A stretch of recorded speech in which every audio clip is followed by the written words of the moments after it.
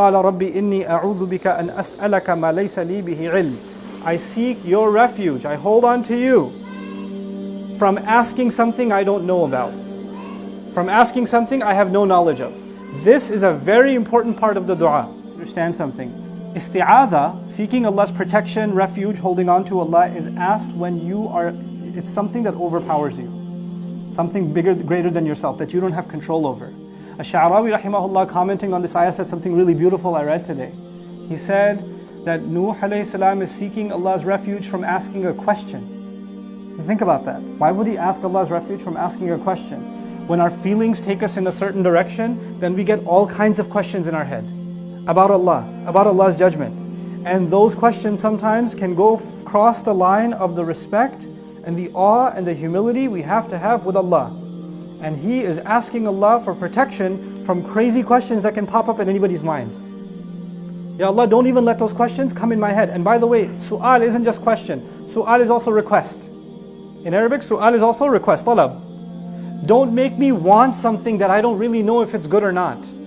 Ya Allah, protect me from even putting the love of something in my heart that I'm not sure if it's good or not good. I seek refuge of Allah. Listen to this now practically. What does it mean for you and me? I'm asking Allah to protect me from myself, from wanting things without actually knowing what Allah teaches about it. From desiring things without learning what is Allah teaching me about it, because when Allah teaches me, it guides not only what I know, it guides my feelings and what I want. It changes what I desire. And when what I desire changes, what I ask Allah changes. Sometimes we say, I don't want to know what Allah says, I just want what I want. I know what I want. No, you know what you want, but you know what you want without caring for what Allah has to say about it. Don't be jahil from what Allah has to say about it. Learn what Allah has to say first. Learn His words and you will change not only your thoughts, but your emotions. What you ask Allah for, what you want in your heart will be guided. We don't want misguided wants. You know, the wife of the minister in the story of Yusuf alayhi salam has a desire, she wants. But if she knew what Allah wants and that penetrated her heart, her desires would have changed, they could have been guided.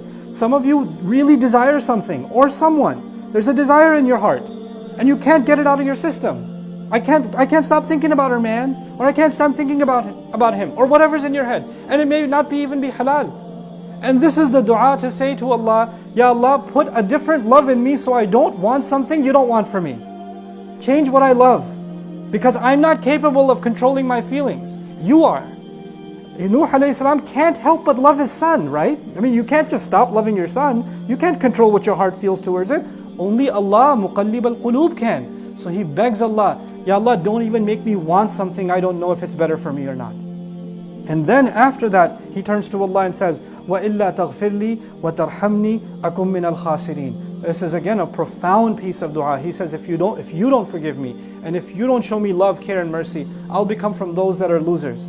Everybody else is a loser. The only one saved is Nuh alayhi salam and his followers. And he still considers himself those who might have lost if he says one word outside of Allah's obedience. And by the way, those words, إِلَّا تَغْفِرْ لِي وَتَرْحَمْنِي أَكُمْ مِنَ الْخَاسِرِينَ, are almost identical to the words of his father a few generations ago, رَبَّنَا ظَلَمْنَا أَنفُسَنَا وَإِن لَمْ تَغْفِرْ لَنَا وَتَرْحَمْنَا لَنَكُونَنَّ مِنَ الْخَاسِرِينَ. What are we learning? Nuh alayhi salam is actually repeating the words of Adam alayhi salam. And what we learn from that is the du'as of prophets, starting from Adam alayhi salam, have to live on. They're not just words that they used. They have to be words that others will use, to the point where one prophet is using the words of another prophet, the one that came before him, and he's mimicking exactly the same words. If you don't forgive me, if you don't pardon me, if you don't show me mercy, I'll become from those that are lost. What is Allah's forgiveness here? Ya Allah, I'm loving things that you don't want me to love. And I'm not letting go of that feeling. Ya Allah, change my heart, change my feelings. And if you don't show me mercy, I won't be able to change. And if I'm not able to change, I'll become a loser. Because the only way someone can be a winner, someone can stay away from loss, is that what they love and what they hate is submitted. This is the height of submission. What they love and what they hate is submitted to the will of Allah.